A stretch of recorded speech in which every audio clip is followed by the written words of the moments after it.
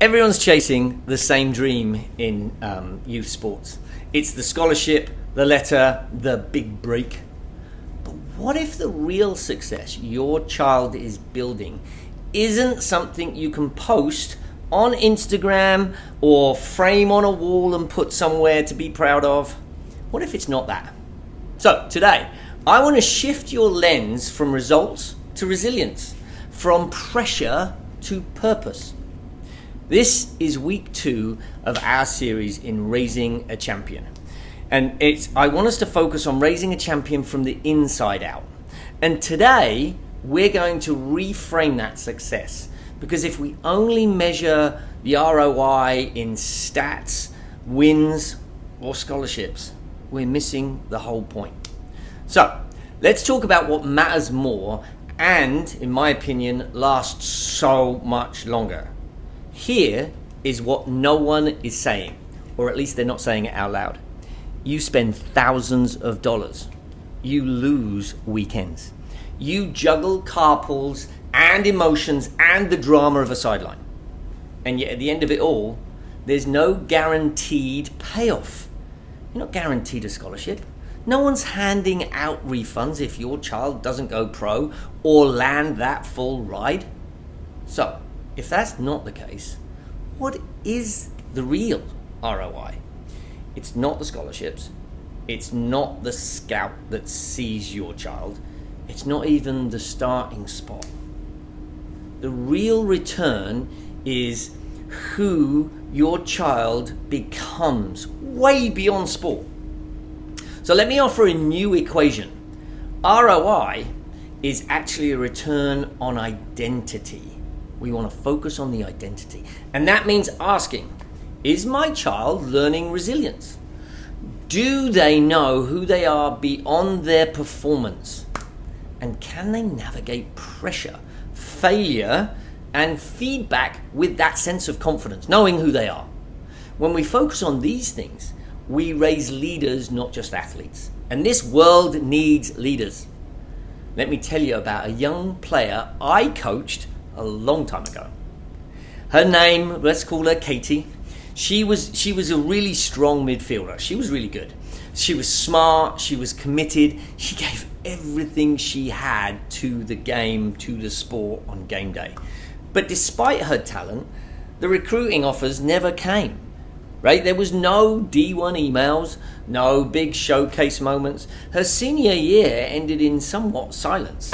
Yes, she was going to college, but not on a sports scholarship. She was crushed. Her parents were heartbroken. All of the effort felt like it just disappeared because there was no sports scholarship. But here's what happened, and this is what I love about this. She loved the game. So Katie stayed in the game, but she stayed in at club level, and that actually gave her a little bit more time and freedom.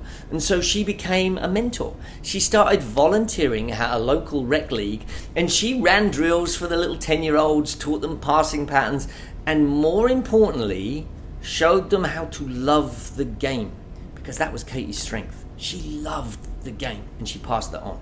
One parent started to call her the kid whisperer, and that mum told me that her daughter had never believed in herself until Katie coached her, because that's what she was coaching. That's what she was really good at. Katie became a leader, not with stats, but with presence. And today she's studying sports psychology so she can help other girls hold on to their confidence through the highs and through the heartbreaks and the lows and the defeats, right? Holding on to confidence. And that's what I mean by a return on identity. She was living it. The game didn't give her a scholarship, but it gave her a sense of purpose. And I think purpose is hugely more important than a scholarship. And that's what real ROI looks like, or at least it looks like to me. So I want you to take a moment and think back on the last few months of your experience on the sidelines. What are you measuring? Are you counting goals or growth, stats or self-awareness? And more importantly, what do you think your child believes is most important to you as a parent on the sideline. That reflection alone can shift everything for you and your child. So here's a practice this week. I want to give you a practical tool that you can take away with you. And I want you to start a real win list. Real win list. It's simple. Note on your phone or a physical notebook somewhere where you can jot down stats like, or wins like, she encouraged a teammate today. He bounced back after being benched. They laughed after a loss and they embraced each other. They were excited still to be friends. These are the real victories. These are the moments that compound. And when you name them, you reinforce them and your kids get to learn more of them. So, is youth sports worth it? With all my heart, I believe so. If we remember the real game we're playing, and the real game is not about wins and losses. The real game we want to work on is the one where we raise kids who know who they are, no matter the score. Have tools to handle life, not just the sport. They can learn to lead even when they're losing. That's the return I'm chasing. And I hope you are too. So, tell me in the comments, drop a comment below. What's one real win you've seen this month from your child? Even from you.